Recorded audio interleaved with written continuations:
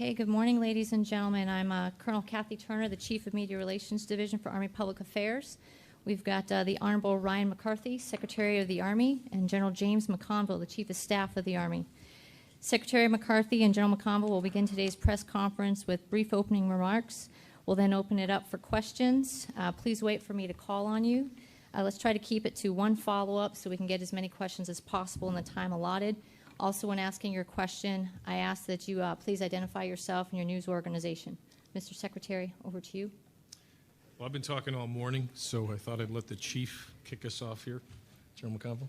Well, thank you, Mr. Secretary. And I think many of you have heard the Secretary's comments this morning. And the one thing I'd just like to put in context is this notion of modernization and where we are as far as modernization and modernizing the Army.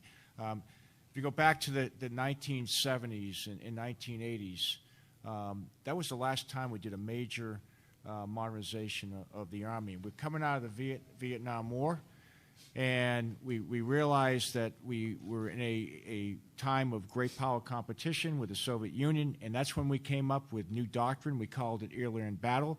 We came up with some new units, Ranger battalions, the 160th, and some other special organizations that allowed us to operate in that environment. We developed our combat training centers, where we taught our troops how to fight in a high-intensity environment, and our Joint Readiness Training Center. And we came up with our big 5 systems, which were the Abrams tank, the Bradley, the Apache helicopter, the Black Hawk, and the Patriot missile system.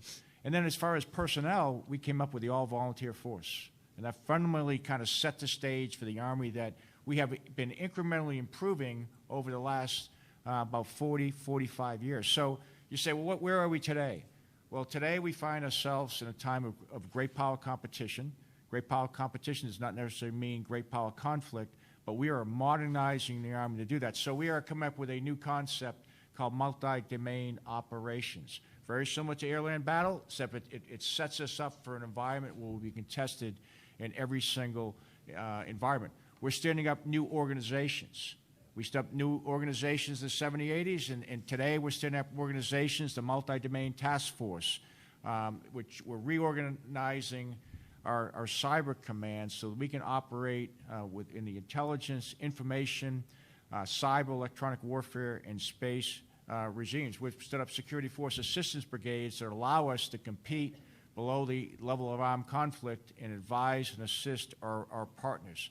And then as far as the training environment, we're actually going into virtual reality. So we're doing a lot of programs that are associated with virtual reality. We're standing up a synthetic training environment that's going to allow our soldiers to train in that environment. We're setting up cyber combat training centers so we can train there. Our 6 modernization priorities, the Secretary talked about them with 31 signature platforms. Those are not changing. You've got new leadership here, but we are committed to actually delivering those over the next years. And the last thing on the people side of the house, if you heard me talk, people are our #1 priority. We're still, as far as how we get to readiness, how we get to modernization, and how we get to reform, it's people that are going to do that, and we are standing up a 21st century talent management system. We cannot be an industrial age Army in the information age. So, Secretary. Thanks, Chief. Okay, so we'll start the questions. Lito, first question. Hi, Lily Valdo with the Associated Press. Mr. Secretary, this is a Syria question, in case that may shock you. As the U.S. is looking to at least pull some forces out, has the Army been asked to develop, either bring in more troops or develop a way to pull out most of the other forces there safely? And how long do you think something that, like, could the Army do something like that? And General McConville, as you look at what's happening over the last several days, when you think of the safety of the U.S. forces, particularly the Special Operations Forces that are actually there, how much more risk are they facing right now? And does this have an impact on Special Operations Forces who are in other countries partnering with forces that now may not trust them as much? Lita, to address your first question, we adjusted the troop disposition in northeastern Syria, and the very complex, obviously, situation between two allies that we have been partnered with for many years. I'm not going to comment specifically on follow-on activities at this point. It's a very fluid situation. But clearly this is something that will continue to unfold over the coming days.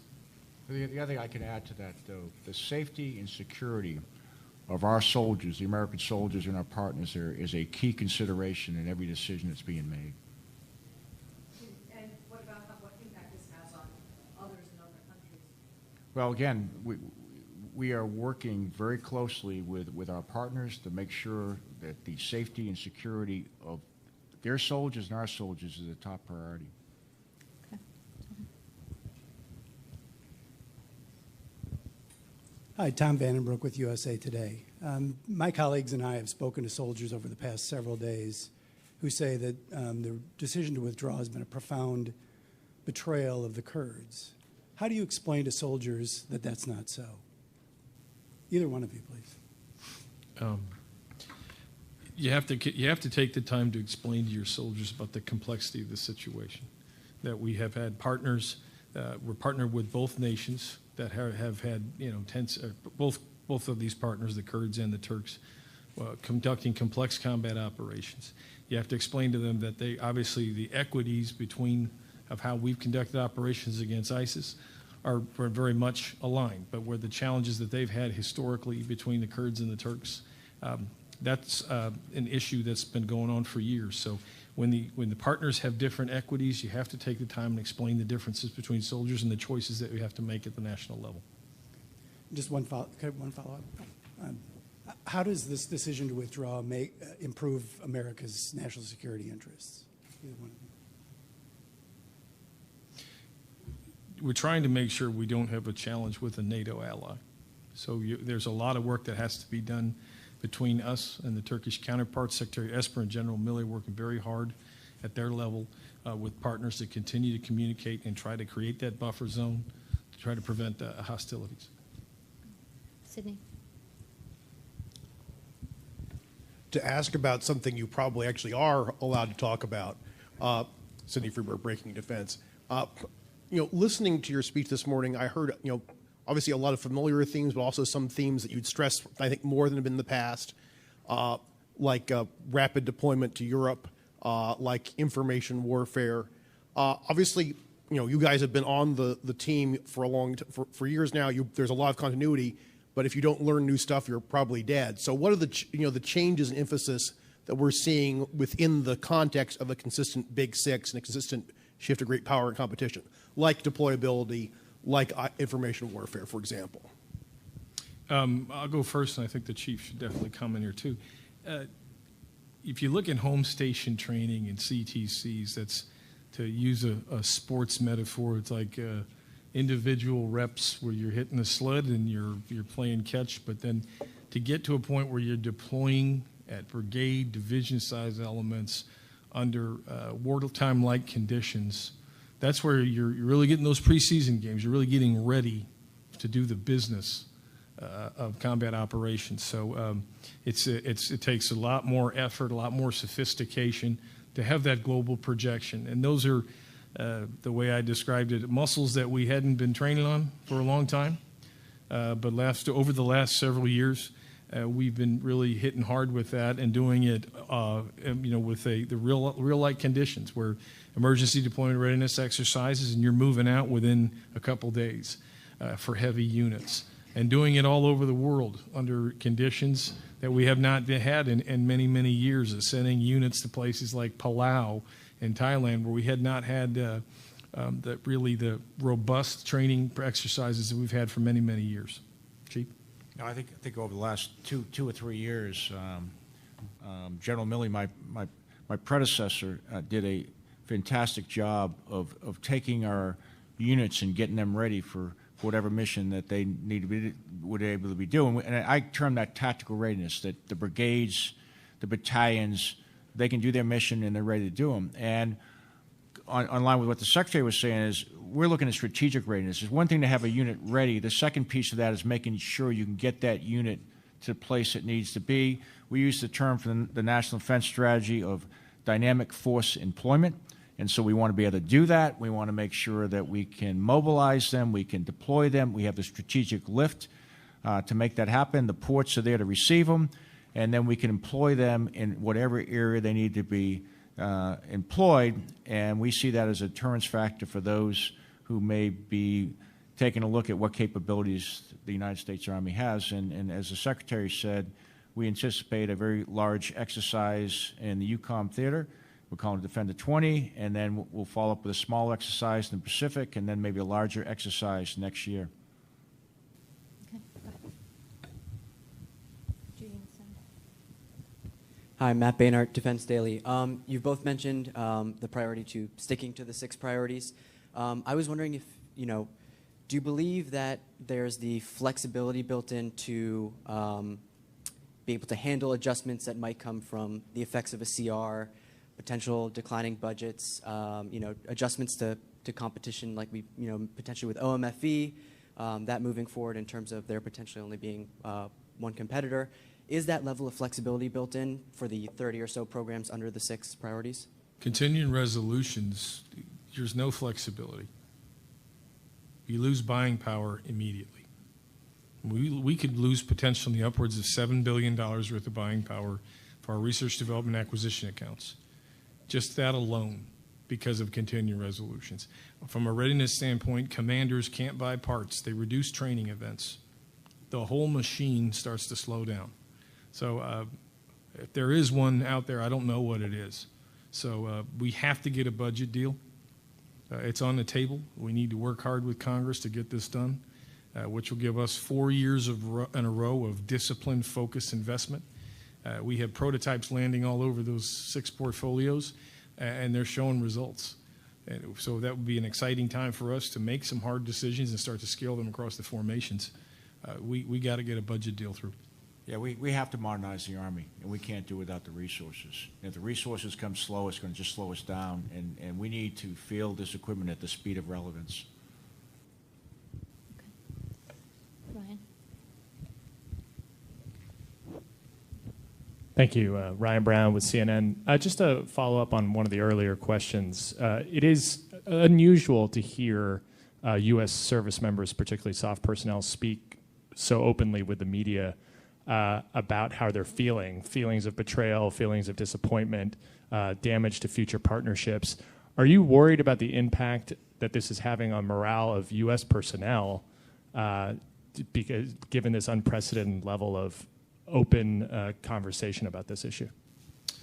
I think to say that that's new is probably, I wouldn't characterize that personally.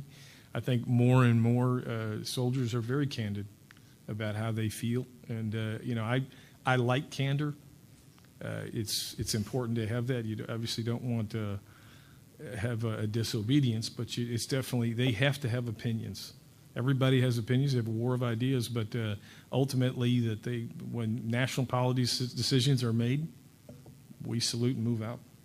Yeah, I'm very proud of what our special forces and soldiers are doing, working shoulder to shoulder. I mean, they've done an incredible mission over there, and they should be extremely proud of what they've done. And there are higher level strategic politics involved, but as far as what our soldiers have done, what our special forces have done, they've done an incredible job over there, and they ought to be very, very proud of it.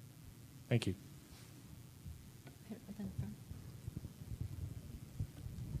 Hello, Justice Bennett with Defense Systems Journal. I'm sort of wondering about what the backup plan might be, or what happens if that funding isn't there in future years. Sort of, is it going to be a more intensive sort of night courts look at prioritizing things? Is it maybe putting certain prioritization on the back burner? What does that look like?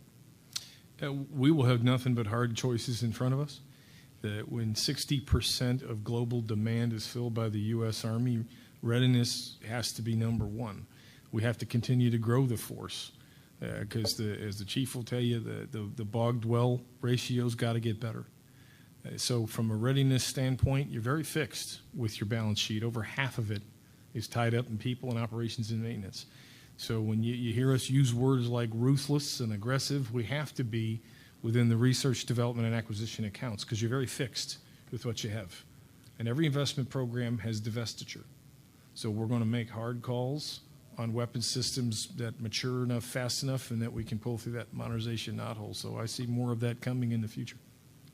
I mean, if you take a look at the reason I went back to the 70s and 80s is there was some senior leadership with the support of Congress and the administration that made some very important decisions. And because of that, we are a modernized force today. But if you go back, you start doing the math, that's like 40 to 50 years ago. And we've incrementally improved our Army over the last 40, 45 years. We feel strongly that we must do the same for those who come after us. I don't want troops or leaders sitting up here to your folks at your successes 40, 45 years from, and we're on the Z model Abrams, or we're on we have not modernized the Army. We have a unique opportunity to do it right now. We've had 2 good years of budgets. We need 2 more, and I would ask that those who make those type decisions recognize the importance of this and make it happen. In back, Judy, in back there. Hey, Joseph Lefebvre, National Guard Magazine. Speaking of readiness and exercises like Defender 20 and Defender Pacific, can you talk about what role the National Guard is going to have in these larger exercises, and maybe what a battalion or a company commander in the Guard can expect in the next few years as far as op tempo goes? Yeah, I think 2 things. First of all, the National Guard is extremely important part of everything we do. So as I talk about dynamic force employment, the term I used first was mobilization. And you know exactly what that means. But our National Guard is in our reserves are more than 53% of the force when you think about it. So when we go somewhere, we're not going without the National Guard. We're not going out with reserves. So we have to practice that piece too, about mobilizing them, deploying them.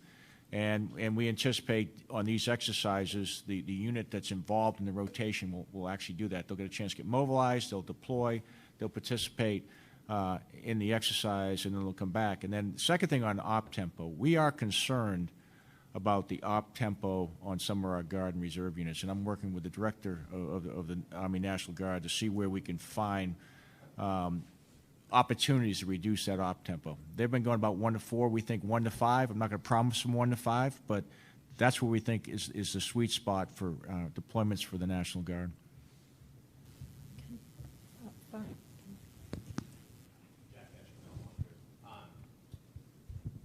Secretary McCarthy, with the changes to the troop disposition on the ground in northern Syria, can you tell us, have the force protection conditions changed, and does the U.S. Army that's still there have secure lines of exfiltration and resupply? You want to take that? Yeah, I'll take that. Again, I'm not going to get into specific how we're actually conducting those type of operations, but what I will tell you, having talked to the chairman and been involved in the meetings, is that the security and safety of our troops on the ground is the priority as this operation continues. Have conditions changed? Yeah. Well, that's what we're watching. We're reacting. What the force is doing on the ground, and they're very, very capable forces, is they are reacting to the changing situation on the ground. Okay.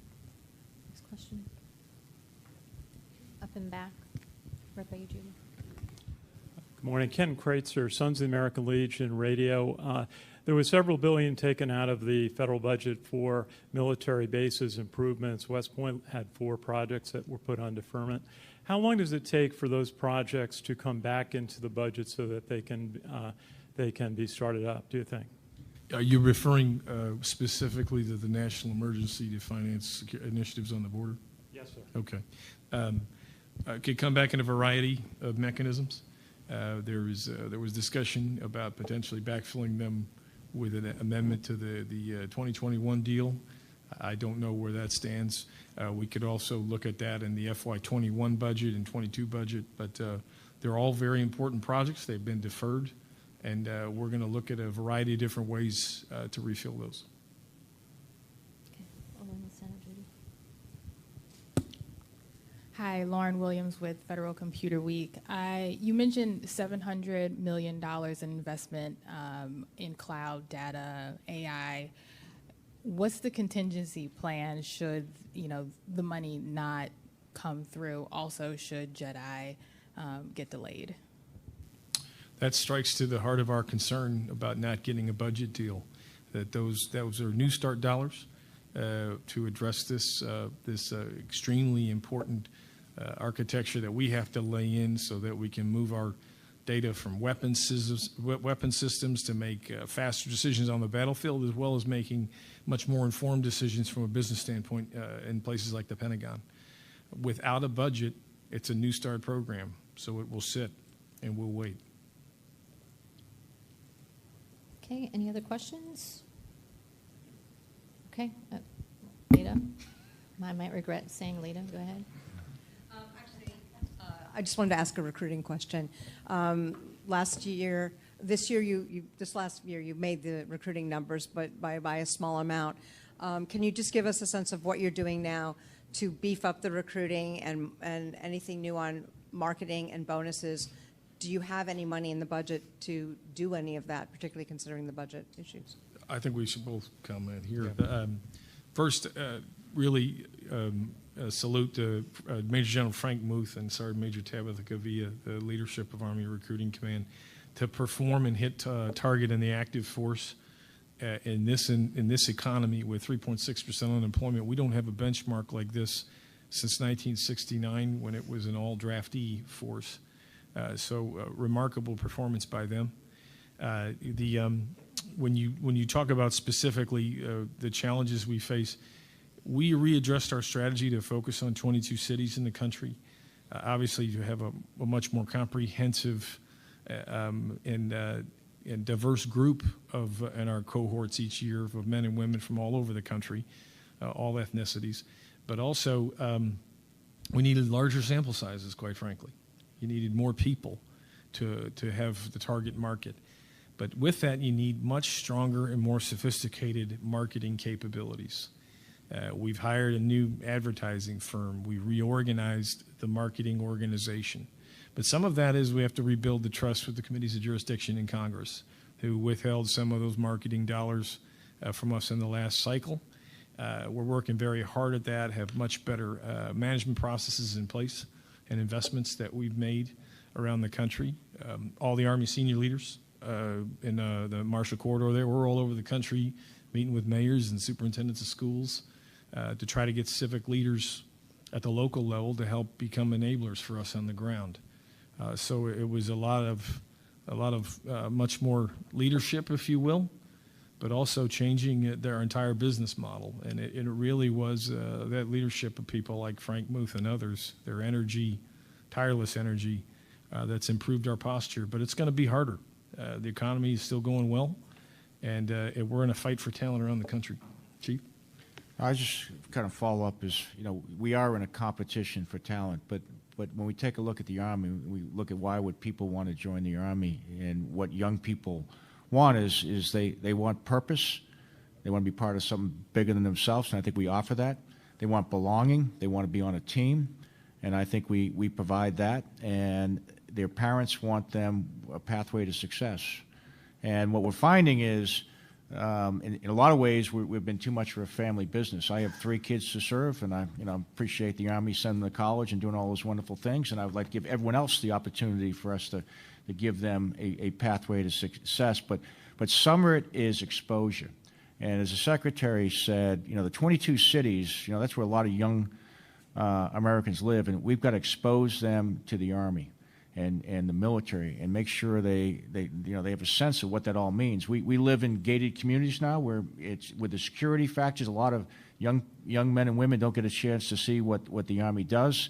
79% of our recruits come from military families, and some people would say that's good, but what we'd really like to do is give every American an opportunity to serve their country and a pathway to success. Okay, Haley?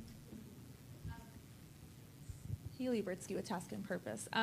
So with the ACFT sort of being fielded more and more, some of the preliminary scores that were leaked, I'm sure you both saw, of the few battalions who had started testing it, which spurred a lot of concern, specifically with the fail rate that women were seeing on that preliminary scores. What is your message to people who are worried that the ACFT is going to kind of start pushing women out of the service? You want to take that? Yeah, let me touch. Some of you may be familiar with the Occupational Physical Assessment Test. Have you heard about that?